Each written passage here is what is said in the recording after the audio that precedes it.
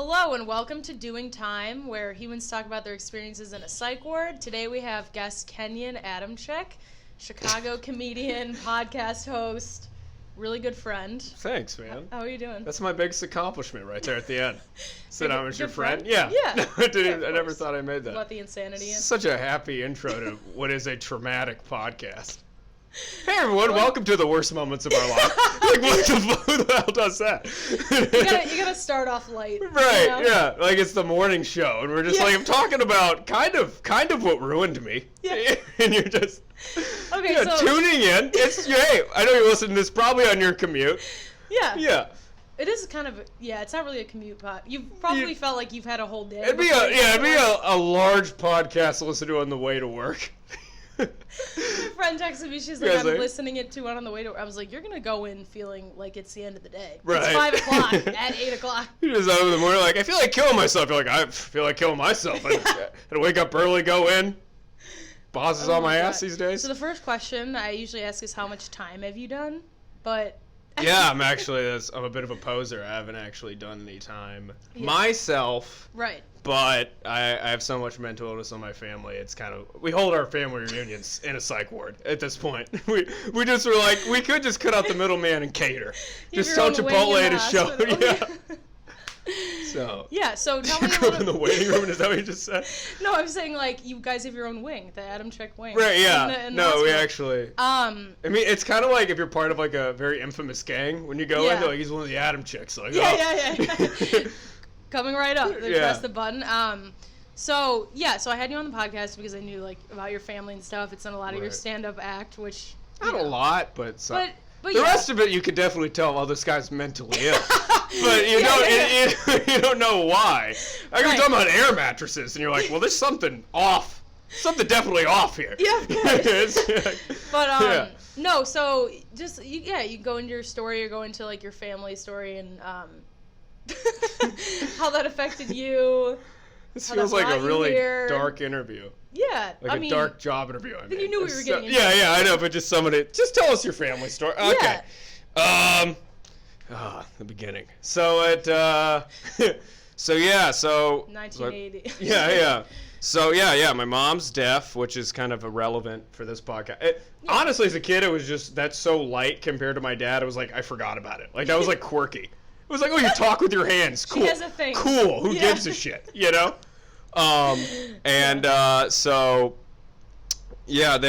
They met as like a broke couple in San Francisco, working at a library together. She just moved from El Salvador. Dad's like kind of was just like this wild anarchist guy from Wisconsin, and he was always just a weird dad in general. But then he moved to North Carolina because he didn't have enough money to live in San Francisco. Yeah. But so around 5th grade, he sort of, I didn't know it at the time, but he was clearly, like, developing schizophrenia, like, he was, like, psychotic break. Yeah. But he would just kind of come home and be like, yeah, people from work are just following me. And I'm just like, man, people these days. Like, because I'm in 5th grade. I don't know. So at 5th grade, you're saying you're, like, very impressionable? Yes. Or, like, that would seem almost like, oh, that's something that happens? Like, did you think that? Yeah, well, he was always like I always had like a little off because my dad was like super into like crazy politics as a kid. He would like read me Noam Chomsky books. So there was some foreshadowing. Yeah, there was definitely not. I wasn't like, oh, well, this is a sane man who's fallen apart. We were like, oh, this has gotten. Yeah. So he would just start talking about how the coworkers are following him and we need to be careful and stuff like that. And at first we're like, well, I mean, he certainly seems convinced. Right. He seems and that's the thing is like people that lose their minds, they're so into it, they think it's so real. Oh, yeah. That it's so convincing. So as a kid, but then, little by little, we gathered clues that like, oh, you're out of your mind. Like, it kind of took a little while, but I remember like one day we were in a grocery store. Yeah. This is probably like a year after it sort of started to begin. And my dad, there's like an old fatter guy walking towards him. My dad just goes, see, that's what they do. They send out like old fat people to make you feel insecure. And then I was just kind of like, oh shit. And then a hot one walks by and he's like, see, they send out women to tempt you. Because they want to stop you from what they know, from like, they want to just destroy radicals in this country. They want to stop you. And at that point it clicked. I was like, oh, you've lost your goddamn mind. Wait, how old were you? So this is probably the end of 5th grade. Oh, so you're like 11. About 12. 12. Yeah. So, and then, I mean, I was, so that's, and it was kind of like a moment where, like, you know, like a relay race? Yeah. It was when my dad dropped the dad stick. And I knew, like, well, I'm gonna have to pick the stick up now. Yeah. I'm like, oh, I guess it's my turn to be a child. Like, because before I was like, it was a weird thing where he, you know, especially in mental illness, is like a lot, or any person suffering, there's like kind of a battle of like, you're on my side, right? Yeah. Because like my family was kind of like, he would say teaming up on him, they would say trying to solve a crisis, right? But and so there was kind of, I felt torn because I was kind of trying to be my dad's friend. But at that moment, I was like, oh, you're out of your goddamn mind. Right. So it was kind of just like, I saw a vacancy sign point to my dad's brain, and I was like, oh, no one's in charge here. I was like, oh, we're done. We're done. My God. So, where is his family from? Oh, they're actually from here in Chicago, Illinois. Oh, yeah, because you live with your... Right. Yeah. So so he was like born here, and then he moved. And then, so is it harder, like, for them to like regulate it because they're like out of state? Like, how did that? No. Well, my grandparents, like, for work, eventually moved to North Carolina and retired. And then my dad was like working at a video store when he had me. And then they were just like, you should move to North Carolina. It's super cheap. Yeah. And then my dad's like, I totally should. So, I mean, totally different life I could have had in San Francisco. So we just moved. Right. Bumfuck. You lived in there for a little bit. Right. Okay. And then, so it was the only family I have there is my dad's parents. Yeah. And then me and my mom. And so this so from that moment, though, that's like towards the beginning. So it was just years before we did really anything. Wow. And when was his first psych ward stay, do you think? That was about 5 years after that. Oh, 5 years? Yeah. I mean, you got to think. I mean, dude. Yeah. No, he was right. He was a free range for a long. He was on the run for a long time. It was like a bank robber that they had. It was like, you finally caught me. Yeah. You know. Yeah, it was. No, because it was like, dude, you got. Denial is super strong. Like my I mean, it took them a very long time to admit, do you want to do anything? I mean, you know, they're from the 50s. Back then, you used to cut off some part of someone's brain, chuck them in a cage. You know, there wasn't any. Yeah. So, I mean, it really took a long time for even us to admit something. And then even when we knew something was wrong as a kid, you don't actually know. So I couldn't put into words. It's not like anyone. It's like, and then this is schizophrenia. I just knew my dad's insane. Yeah. And then it was other moments, like, so around that time, like, so my dad's ranting about how people are after him or whatever. Yeah. My brother, he starts to cry. You know, and he's like, you're just fucking crazy. You're just out of your mind. And then my dad goes, see, they're making my kids cry now. Points to me as a point. Oh my God. So that is, if anyone ever asks me, why are you so angry? So just a little bit of a background story to the but you kind of and then he worked at Kroger when I was growing up, but then sort of like he quit. The way he quit that job was he basically, because I mean they're all following him. Of course you're gonna quit. Right. I mean, come on. You think low pay's bad? I mean, these people are after you, Drew. Okay. I mean, so the way he did, he went to work like in his work uniform. Yeah. Like fooling it, but he took the car and like just dipped, and then I called him like and I was like, hey, we're gonna go. We're gonna like Taco Bell. You want to get something to eat? He's like, I'm in Ohio. I'm like, why? And he's like, I'm driving to Winnipeg, Canada, to work at an anarchist bookstore. We're all going to illegally immigrate to Canada so I can work at this bookstore. And I just want to be like, so is that a no on the Taco Bell? Is that a definite? So you don't need a gordita. Is that what you're telling me right now? Yeah, that's kind of a hard, it's not really an up in the promotion. No. Bookstore. No, that's like, no, in his mind, that's what everything's about, is that he's this super, like, into, like radical left-wing guy, and the government and everyone in his life who really disagrees with him is after him. They're trying to shut him down. They're trying to listen to things he's doing. They're going after him. You know, if it's spiders, if a spider was in my house, like my dad would come up to me and he'd be like, "Did you put that there?" Yeah. And you got no damn choice but to laugh at. I mean, it's just. I mean, right. Of course. I mean, did you I know that's a kind of common, like, schizophrenia, like, symptom is that, like, the paranoia. Derek said that he was paranoid. And, Right. like, it's more of, like, the watching me thing. Oh, but yeah. I think it gets more emotional, like you said, when, like, you get brought into it, when he's like, oh, no, that's, like, see, they're making my kids cry. Like, that was a moment. Those are one of those. That was probably the single most impressive moment of my life. Yeah. So, because it was like. Your head explodes. Yeah, I mean, I was like, oh, you are so clearly gone from reality. Right. That the image of your own child crying, you see that as someone else's fault. Right. Like, what else could make somebody? Yeah. You think, like, generally, if someone's addicted to drugs, you show their kids crying, they're like, oh, I'm gonna change myself. Like, right. You're so gone that it doesn't even matter. Yeah. You know, so I mean, that was like really, that was quite the. Yeah. Quite the moment. That's a lot too. How did that affect, like, the relationship with your parents, like your mom and your dad? And stuff? Well, they weren't exactly going on date nights with. Yeah. No, but like. They basically, they would, I mean, it was the same relationship I would have with him. They're just constantly fighting all the time. I mean, he didn't have. So after he like steals the car. Right. To move to Canada in this manic manic car? episode. We only have one car. Oh, so he like, stole our car. Okay. Yeah, and then you know, and also he like made most of the money. So and then eventually he ran out of money. His parents had to send him money to like come back. And he tries to talk about it like it's studying abroad. Yeah. He would just be like, "Oh, it's cool. I had to eat a watermelon in the woods. You know, I felt connected to nature." I'm like, "You stole our only car without telling us." Yeah. And went out.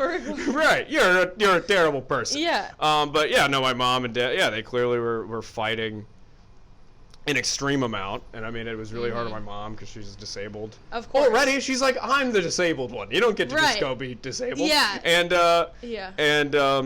And so she took it extremely hard. Yeah.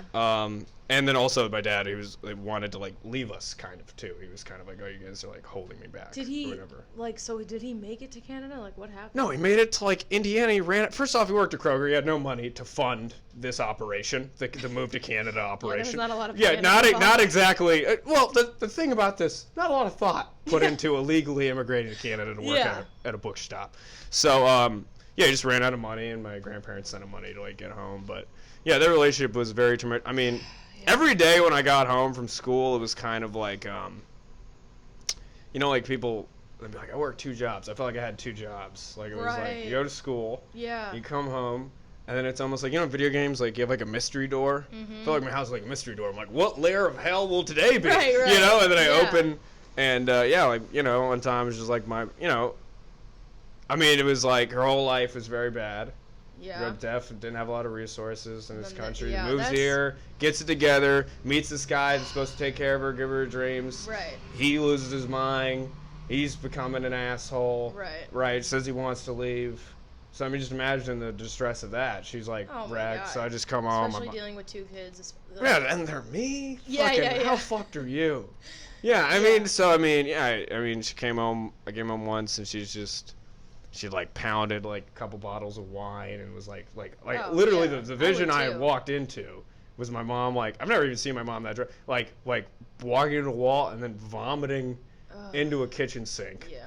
And then well, there's only so many ways you can deal. I'm a lunatic saying this and I'm smiling a lot is only because I'm so there's no other really way to. Like, that's almost my automatic response when I say traumatic things. No, like when also it's when you're so used to something, it's almost funny now, but you don't look at it as like what it is. Like when people hear, like, when I like say like my brother or whatever, they're like, oh my god, they're like, why are you laughing? And I'm like, because it's I dealt with it for so long. This is default setting. Right. This means nothing. It's just what it is. Yeah, exactly. But yeah, it was just so long of dealing with like just little everyday tasks become like a whole thing. Like there's a whole bunch of stores in town we couldn't go to. Because if I went there with my dad, he'd like go off on the person. There was like a bunch of like, if I go to Borders and my dad accuses somebody of like following my brother, and that's a whole thing. And so I mean, I lived in that for probably just like 5 years, but I didn't really. It just normalized to a certain level. Yeah. And then also, here's the darkest part. I felt like just it makes you grow up real quick. Because I mean, and what probably why I do stand up, because I just had to keep going. What's the deal with this guy losing his goddamn mind? Right. But and it's like well, it's a way of coping, and then also like I can totally relate to the like almost getting kicked out of stores thing, because like my brother was like known as kind of like the problem kid, and so like when teachers would meet me or like people from his grade would be like, "Are you Landon's sister?" I'd be like, I gotta go. Like I wouldn't even like answer. I'd just kind of like be like, yeah. Right. Because it's like it was like so embarrassing that I'm like, that's my brother almost. And like, I mean, now now I know how to deal with it, but I think at the time I was like such an age where I was like so wary of like what other people thought of me, and then to have like that, and then you know, like my brother did drugs at a really early age and like was like acting out and stuff like that, and so like I was like the perfect child, quote unquote. So like in terms of just like the path that I took, so like having, I don't know, I can just relate to that, because like it was so, I just never wanted to say like he was my brother. Do you know what I mean? Yeah, and I mean there's some of the, I mean I would leave in public places whenever you start flipping out, because you don't want to be associated with. That's and what then I'm also saying, I mean cops would come to my house because he would call the cops on nothing. Right. And so I mean and so I mean there was, you live in there's just so many of those moments. It's hard to try to recall the most out there. Yeah. But I mean, just like would pull off like on a highway, take a picture of someone's license plate, be like, see, that's a message, and shit like that. Yeah. And I mean, but the thing is, it's like it wasn't something I got to. You know, someone in your family has cancer, you get to be like, my mom has, and everyone rallies around. I didn't tell anybody. Didn't tell any of my friends. Didn't have anybody over my house from like until I was probably like a junior in high school. And so it was like a controlled thing. Even my grandparents, it's like you would tell them very little. They would start seeing like weird signs, but even them, they don't really know what to do. No one really knows what to do. So it's kind of like let's just kind of pretend that nothing's going on. He's just out of a job. He's looking for a job, but he's you know, you're just always dealing. Like in transition, like he's gonna do this. Right, but they and I think even they just had trouble and he would just do things like he would take our whole tax return, and just blow it on random shit. Get us all like 5 burner phones, throw it away the next week. Wow. So I mean, it's just you just live in that. So it just sort of, it almost, you know, I was kind of forced in more of like a parental kind of role. Oh, like, for sure, yeah. Because he's not. First of all, he's not there like in reality, and then second, if you're not there in reality, you're not going to be a parent. No. You're gonna have to. Can't exactly ask him for dating advice. Make sure she's not wearing a wire. You know, that's not. Can't exactly. We never were playing catch with the football. We were just.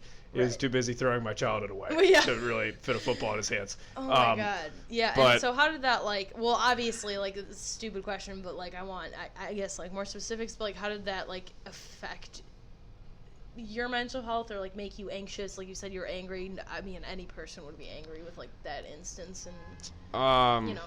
But I feel like in a weird way, like I was almost more mentally healthy back then than I am now, because I was like forced to be present all the time. Right.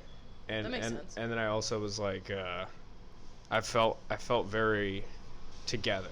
Mm-hmm. I mean, I was like being the best in your scene. Right. You know, I mean, what do I have to compare to? I'm like a schizophrenic man, 11-year-old boy. I'm like, I'm killing it right now as a 7th grader. Yeah. So, you know, I don't hear voices. So, on the first I mean, it was a level of stress that was definitely extremely insane, but like, there's something about when everything goes wrong, you don't have any choice but to be in that moment. You can't really be out of your head. You can't really be. It's mainly when things aren't going wrong that you're kind of worrying about. Very like, what does everybody think about? But like, you know. Yeah. If you get lost in the chaos and like almost feel that's calm. You know. Good.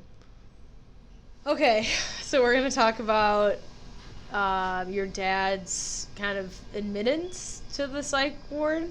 Yeah, which happened again. I at large for a long time. I didn't grow up in it for too long. Yeah. And then it eventually reached a point where, because he had taken off more and more times. Yeah. The family was more aware of it. It reached a point where I actually had to kind of bring it up to my grandparents as like a thing we should actually do. Yeah. Because basically we've kind of had enough, and we get into enough fights where he started living over at my grandparents for a little bit. Okay. And so like, you know, to commit someone involuntarily, extremely hard. You know, not exactly a walk in the park. You have to prove that they're about to kill someone or themselves. Right. And my dad was kind of sly, and he's like, "Yeah, I'm insane, but I'm not really gonna do either of those things." You know, he's like, "Yeah, I'll just be sitting here annoying forever." You know, he'll just be So, but he was living at my grandparents' house, and he had kind of flipped out on them, and I guess he like was gonna walk to some bus stop or something. So my grandparents kind of, because it was an idea I'd been floating around for a while. I had to kind of become an active advocate. Fucking Christ, I'm losing my mind right now. Live, I'm developing psychosis. I just start foaming at the mouth. I had to bringing the camera to the nearest house. It's happening. I just start repeating it. I'm like, he was right the whole time. Active. Jesus. I'm the crazy one. I can't even say the fucking word. I had to be a fan of advocate. That. That's the word. Yeah. No. Deaf and schizophrenic. I don't know how to pronounce anything. Lucky I could speak clearly. But sweating bullets. Yeah, just fucking Christ. Okay. God. So I had to be like a huge supporter of that idea. And so basically, he tried to run off that day. For some reason, me and my grandparents went to Brugger's Bagels beforehand. I have literally no idea where they're like, hey, before we go on Barking, will probably be one of the most traumatic moments of your life. Does anyone want to go to Brugger's Bagels? There should be one part of today that's good, right? Does anyone want to go get some just Brugger's Bagels? Yeah. Just some great... I remember I ordered bacon. I'm like, I'm going to need some bacon. Yeah. You're like, it's extra. I'm like, my life's cost extra. I'm used to paying more. I'm used to paying for it. And, oh, yeah. Brugger's Bagels. I just remember that right now. I was like, why the fuck are we going to Brugger's? They're trying to, like, deceive you of the whole thing. A little bit. Like, it was in the morning. We woke up in the AM. Get them early. You know? Yeah, the people that work there are like, you got any plans? Yeah, they're like, well, yeah, yeah. So he kind of ran off. He was arguing with them. So we go meet him in this park near my grandparents' house in their neighborhood. Yeah. And it's very weird, awkward, tense, because he's kind of just sitting at this bench. Yeah. We brought the bagels to the park. It's just some sort of peace offering, I guess. Right. And then my dad's like trying to like, hey, you want a bagel? And he's like, we don't have any knives or cream cheese. He's like trying to put cream cheese on, like his fingers. It's just that act was more disturbing than committing him. We're just seeing a man put cream cheese on a bagel with his finger. But and it was a very tense and weird and energy in the air, because a lot of us were planning to, like, because my grandfather you have to sign like you have to go downtown, sign like a magistrate, declare that this person is a threat to themselves and others. You have to call the police and say that you have to there's a lot of official channels you have to go through. So my grandpa's already doing this. Yeah. I'm with my grandma and my mom. Mm-hmm. But what we have to do is they're not just going to pull up a public. It has to be at your house. So we had to kind of lure them back to the house. So we're just like, hey, everything's cool. Just go back to Grandma's house. We'll all just hang out. And it's just an awkward. Yeah. It's just such an awkward, moment to be in. So we go back to my grandma's house, and I'm just kind of sitting there, and they send like a lot of cars. There was like 4 fucking cars at like 10, 11 in the morning. Yeah. And and my dad, weirdly enough, this is the time I felt like he just was like, I have to be together. So he acted like the most sane I've ever seen him. And he's like, what's wrong? These people are fucking crazy. Yeah. You know what I mean? And but all these cops come, and mom's crying because it's like, well, who the fuck wants to see that? Yeah. And then first thing my dad's like, see, I knew it. I knew something was wrong. I knew you guys were. Speak of the devil. We got an ambulance outside. I thought I was reliving that moment so well that there were sirens outside. Like, you had brought me back to. Yeah. I was just gonna start talking, and then in my head it's just sirens and the whole. Just pull out a Brugger's bagel. Right. I didn't even really face them, because it was just kind of the cops came in, and they were like, they just try to. They're it's like crisis control people, so they're just trying to talk calmly to them and stuff. Yeah. And my dad's going off about like how he knew this was gonna happen, and his parents are against him, and this whole thing, and how everyone's wrong, and the cops are actually they're like weirdly going. They're like, listen, yeah, I think you're fine. It's just like there's like a state legislature thing where you have to, right. like, if you just get in this car and go there right now, they'll see you're fine. You'll get out. It's all good. Mm-hmm. You know. And yeah, I was just sitting in the other room. I couldn't even. Yeah, that's do really anything. traumatic. Yeah, I mean it's not exactly great. Because it's like almost one thing. I feel like to be in that situation and then to have the cops come and seeing him normal, it almost makes you feel. It might have. I don't know if it felt like gaslighting. Yeah, it felt like maybe like deceiving. Like he's like, oh, I was fine this whole time, or like whatever. And like my brother, like I had similar experiences where like the cops would come and like he wasn't not like acting normal, but he would be like, oh, I'm not addicted to drugs. And you're like, wait, what? And then you're like, no, be crazy so that I don't seem crazy. It was almost like an acting coach, like, no, do the character. Like I've seen it. I believe in Dad, come, you murder this, right, Dad? Exactly. This is the role you were born to play, which is being dragged away by Carrie police. Exactly. And then that you feel like you're going to be the one committed because you're like, no, they were crazy, but you missed it a second ago. And that's how I felt. That's how I feel all the fucking time. Where it's like, they play. That's a whole game of mental illness. People they manipulate the fuck out of you because they'll just be like, no, you're crazy. I'm not the one that's doing it. And you're like, well, because my disadvantage was being a child. Right. So I'd be like, well, maybe I am. I mean, what the fuck do I know? Well, you're vulnerable. Right. So. Yeah, still. But I mean, But so I didn't even really phase them. A lot of my family was like, my mom's crying, my grandparents definitely going through a thing. I weirdly felt a little calm because I was like, that's finally over. You know, in my head, I'm like, well, this is what you know what sucked more is just breakfast with this guy. I mean, I'm sorry. Yeah, another day. It's a dark way to put it, but I'm like, if this is the way if we're just gonna allow this problem to continue, I mean, it's been then what you said, like 5 years. Yeah. So so he went away.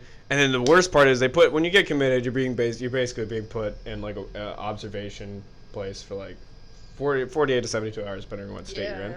And our worst fear is that he would just get out. They'd just be like, he's not that big of a deal, and then we'd be fucked. Now, some version of that happened where he was in a place. Shout out Holly Hill out in Raleigh, for all my boys still rodding in Holly Hill. Yeah. But for about a week and a half, which is generally, like most mentally ill people who are committed to that level, they're just kind of like, okay, you're here for about a week and a half, give you an outpatient program, take these pills, because it's just, you don't have to stay funny, in, out. Did he get medicated? He was medicated when he was there. Mm-hmm. But then after, no? I mean, well, he's not crazy. Why would he do that? I mean, he's completely fine. Yeah, I mean, no, he thought the whole, afterwards is kind of when things took a almost darker turn, because he was extremely pissed at the whole thing. Mm-hmm. He thought my grandparents were just horrible people, that we were horrible people. Yeah. He didn't want anything to do with any of us, so he just like kind of dipped. Didn't outpatient or anything. He just was like a homeless person for about probably like 7-8 months. So I didn't really know if he was dead or alive for that period of my life. And it was just really weird. Like I just didn't. And the darker things about it, I really just kind of tried, just went on with my life. Yeah. Because there's so many. Yeah. It's not like it was like, oh, Dad. It was kind of just like you've just lived so long and that stress that it really was. I mean, it's gonna sound dark, but I think anytime you have somebody with like a substance issue or mental illness, there is at first a large amount of hate and resentment that grows because they're ruining your life. Right. And even though he is the primary victim, he's the one who literally thinks these things are happening to him. That must be a hell that I can't even imagine. Yeah. Right? But, I mean, even if someone has cancer, their tumor is not screaming at you. Right. Right? Like, that's not attacking you. Right. So, at the moment, some part of me probably didn't care. The other part of me did care, but I didn't express it out loud. So, I just kind of, I would, you'd act out other ways. Like, I just kind of, like... Also, I kind of got, like, I didn't know what my role was even in life. Like, I just go, what do we do? We just go back to being kids? Yeah, like, that has so what the fuck do you do? Everyone's like, hey, ask someone out to prom? Are you fucking kidding? What? How are we going to pay the fucking car insurance? Who gives a shit, Chelsea? Yeah. Do you like me? I don't even know if I like being alive. This shit is garbage. No, but that's something, too, that, like, I can definitely relate to, where, like, you're so used to playing one role. Right. And you, like, know it's chaotic, but then when But it's almost like that living in chaos that you get Actually, I think used that's to. the only thing I'm used to. Yeah. Actually, I think the calm times are actually more stressful, more anxiety. I feel like I wasn't even meant for being needed is probably the closest I've ever came to being loved.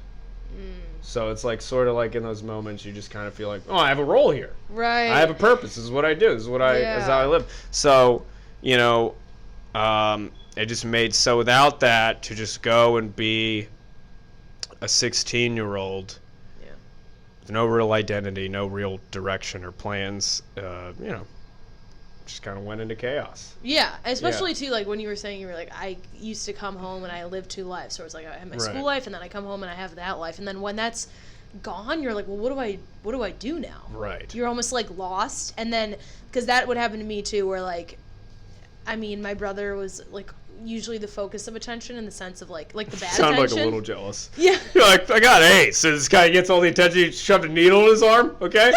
Come on. Anybody could do that. I made it to state this semester. Yeah, exactly. Yeah. So like focus of attention. Yeah, I mean, well, that's why. Yeah, this is probably the reason that I just stand up to compensate. Right. But like, I feel like if your brother ever gets together to stand up, he'll just stomp on your dreams. Oh, but so you get the attention in every realm. Then I would believe we're living in a simulation. Yeah. Then I would be like, this is not real.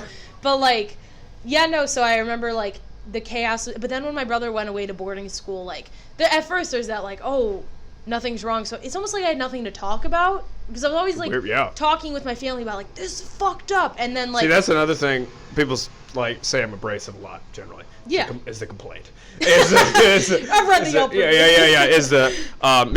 My dad's family, they would never talk about shit at all. It was mainly like me and my brother and mom. So the abrasiveness, I think, later in life came from I'm so tired of talking about things that don't matter.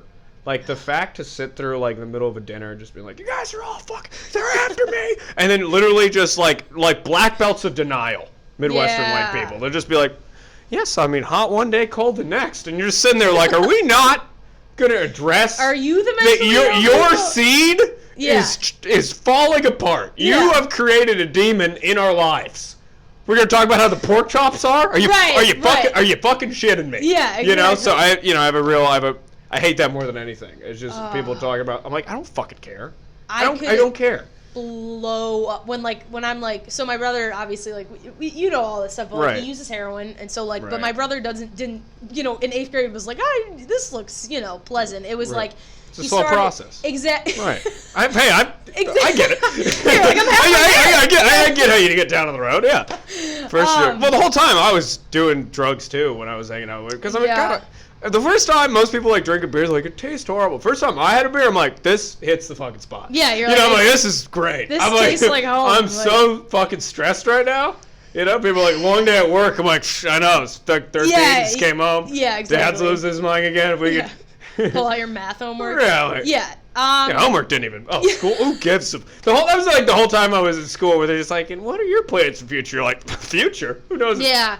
Who's thinking that far? Right? That was where half my humor came from. Was like, first of all, the people of denial. When like, so I said like my brother used heroin. Because your brother already has this killer heroin act out. Right. So you have to get. Funny. Such a good character. No, but like he would use heroin, and then but like before he obviously like smoked a ton of weed. That's how he got introduced. He like smoked so much weed he couldn't get high anymore. Whatever. You're working for the Republican campaign. I see. Right yeah, now. exactly. Like, so like he would.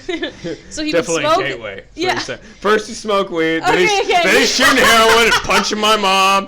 You know, it went real quick. You know. Okay, so first he voted for Bernie Sanders, and then he was just shooting heroin. Yeah. You know. All college is free. Yeah. Yeah. So like. So he would like smoke weed, and that like obviously led to like him using heroin. But like when I would tell people like I'm like, oh, my brother's smoking weed again, they're like, it's just weed. I'm like, no, stop, like what's gonna happen. Like in 3 days, every time he uses and then he like goes into detox, he'll smoke weed and be like, oh, I'm just gonna do this. I'm just gonna smoke weed, and that's happened. Like, and then he uses heroin and then he detox, and it's like the whole thing over and over, and like that denial makes. No, like I can't handle it when people like say stuff like that. I'm like, you don't know and like understand. And then also the other thing that bothers me the most that like made me funny was like when I would have people who like, because I went to a really like rich suburb school, and they would talk about their problems, and I'm like, this. Dude, I couldn't relate I couldn't relate to really anyone throughout my entire childhood because of that. Yeah. Because you were just like, what?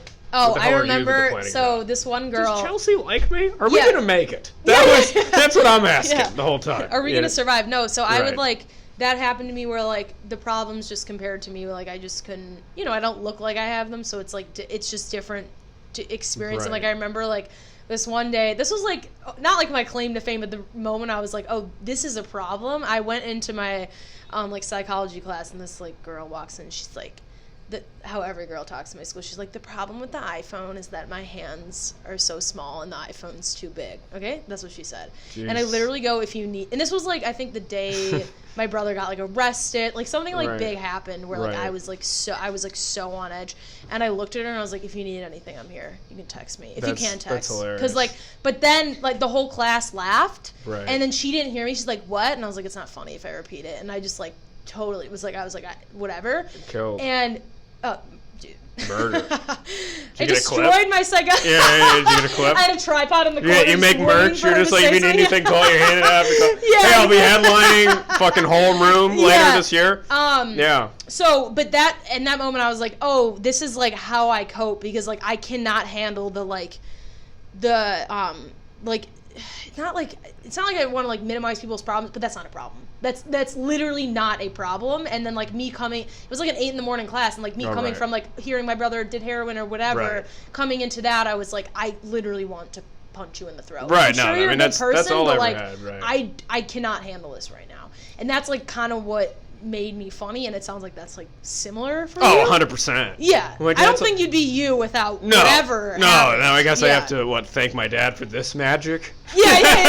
Yeah, I mean, I don't think I'd be sweating in front of recording a podcast. But was it? Maybe I would have taken the childhood. Yeah. If it meant I could have worked a normal job in a fucking burst. I hate when people say that. When, which is other people on my dad's side of the family, like, hey, you ever thought about doing anything else? I'm like, well, my mom's deaf, my dad's schizophrenic. What was I supposed to do, become an accountant? Yeah, supposed to drop it all and get really into numbers? Is that what the fuck? Is that how this ends? Yeah, exactly. Being a clown is really the most reasonable. That's also another thing. Sometimes I'm very hard on myself about things I do in life.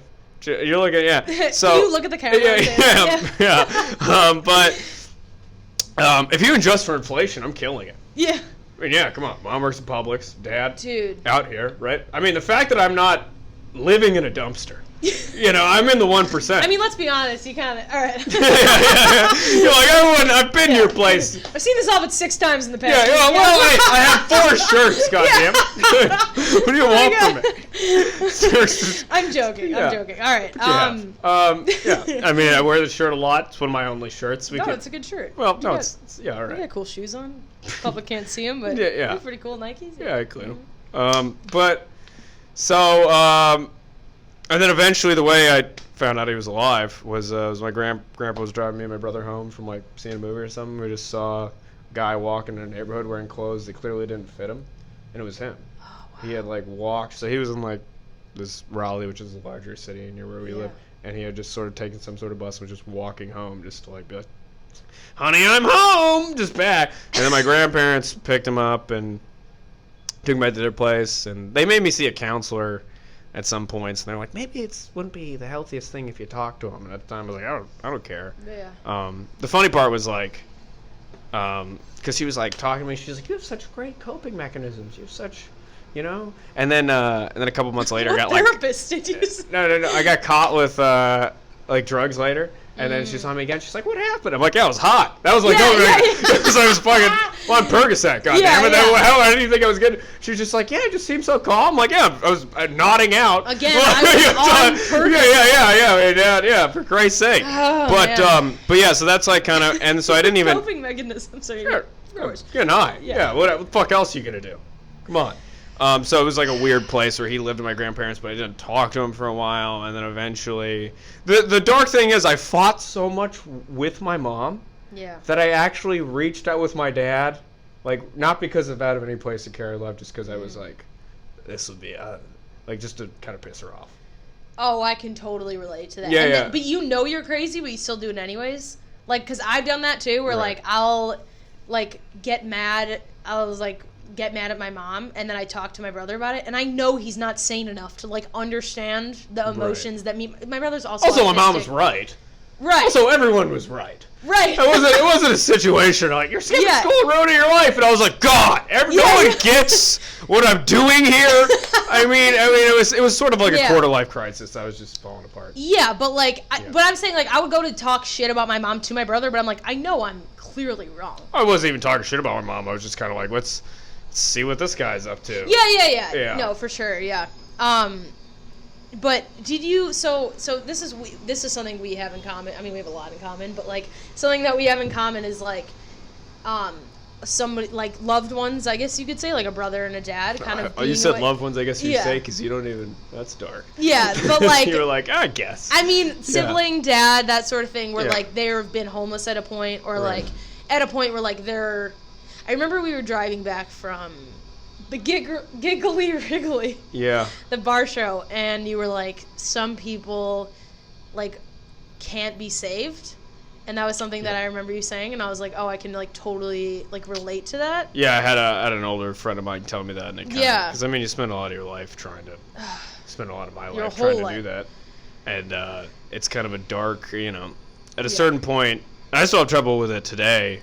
Yeah. But because I think I'm more afraid of living my own life than helping somebody else. And like you're saying like being on your own and kind of just like somebody being like, hey Drew, do whatever you want is actually a more terrifying prospect than because you think your identity is so attached to being the helper and being somebody to help somebody that has schizophrenia. Right, or just any sort of situation. You're like so used to crisis that like you said being calm is like it's scary. Right. Yeah. It's like you don't even understand. So I mean, this is something it's something I think about to this day. Like when my grandparents pass away, what am I gonna do? I mean, my whole life is just on a thread all the time. Mm-hmm. So I mean, it's just but that's something I was kind of talking to one of my grandparents like cancer later, and I was talking to my friend about it. And he just kind of said that, and like some people just can't be saved, and you kind of have to decide whether you're going down with them. And it's kind of a really dark oh my God, thing. yeah. And that was another thing about, I don't know if you felt, but about my dad that kind of like changed my whole worldview. Is you see, number one, as a kid, you're supposed to see adults as like kind of some impervious, like people know what's going on kind of thing. Yeah. You see immediately they don't. You see other adults fail to deal with the problem. And then you see like the state, like the government not even having a good solution for this, and you realize like, oh, no one knows what the fuck we're doing. Right. We're all just this is right. a big winging it thing, and you got bad card, bud. Yeah. You got handed a bad card. Yeah, right. Exactly. And I mean, yeah. That's such an awkward. I feel like I smile a lot because I don't know how else to. No, you're like, I'm calm, but how is this supposed to? Right. Like, be normal. Anyone but like, watches this, like, this guy's a fucking psychopath. No, I think that. Well, like, did you feel like when? Well, we were talking about like people. Some people can't be saved, but like, did you almost? And you said like you're going down with him, and I've had times where I've almost not like gone down with my brother, but in the sense I felt like I've made myself go down in many ways. Yeah, like. Yeah. You're like, well, this is your turn to talk. Yeah. Well, I mean, you have a lot of childhood like dealing with that. That's some form of that. But then like, I guess the ultimate way would be if I quit everything I was trying to do in my life to like go home and help him. That'd be like going down with him. You know what I mean? Yeah. And not taking your own path on things. Right. I've had a similar experience. I remember when my brother called me, and I left like in the middle of diving practice, like soaking wet, I think, and I called my brother, and I was like, he was basically trying to tell my dad that he was like gonna kill himself, and like trying to get my dad's attention for money. But I believed him that he was going to kill himself. Right. So I, like, almost went down with him in the sense of, like, it strained my relationship with my dad so much because I would have to call my dad and be like, no, he's going to do... He's like, no, he's not. He's just trying to get money. And I'm like, well, you have to believe him. And that's, like, the closest I came to, like, going... I mean, obviously, I'm never going to go down, like, and do heroin, but it's, like, go down the path of, like, turning everybody against you because you're being manipulated by the manipulator. I mean, sure, I've done a lot of stuff like that. Yeah. So, yeah. And also genetically, I may literally just end up with it. I mean, we may end up on the same street corner in some sort of great father and son bonding. He teaches me the ropes of screaming at people. I mean, that might just end up be where this ends, you know? And it would be kind of like a theme music plays, like father and son, like just foaming at the mouth. Zooms out on the street Talk corner. about 9/11, yeah. Oh, my God. All right. Well, thank you so much for doing the podcast. All right. This was great. Do you know how to accept a compliment? Or? Not particularly. I'm kidding. No, but thank you so much. Right. And so Kenyon also has a podcast. It's called I'll See You in Help, and it's where him and 2 other comedians talk about bad self-help, and they kind of shit on it. So it's kind of the opposite of this podcast. Very unpositive. Yeah, but you should follow it on Twitter, Instagram, YouTube, all the good stuff. All platforms. Yeah, iTunes. And thank you for watching Doing Time.